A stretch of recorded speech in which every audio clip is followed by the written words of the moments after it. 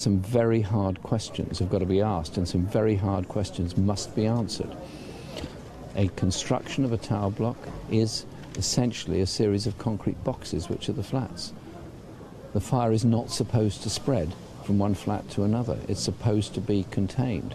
It wasn't. It spread, and it spread upwards, and it spread outside as well through the cladding. Questions on the sprinkler system, questions on the fire breaks, questions on why the cladding apparently burnt, questions on building control regulations, questions on the safety.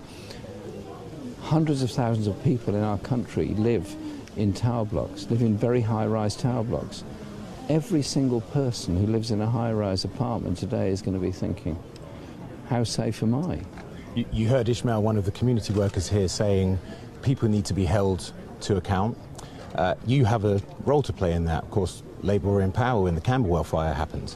You've been in opposition since, and you've not managed to hold the government to account. What are you going to do to make sure that fire regs are improved? We have challenged the government all the time on the issue of fire service cuts.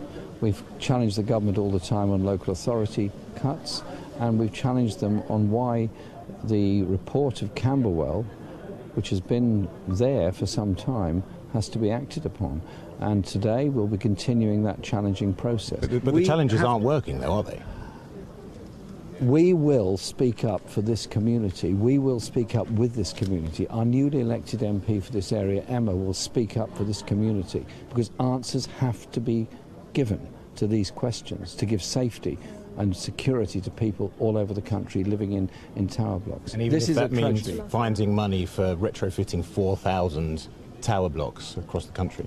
The resources have to be found, because you cannot allow people to live in a dangerous state, and that is a worry, obviously, but the resources have to be found, and we will demand and make sure those resources are found.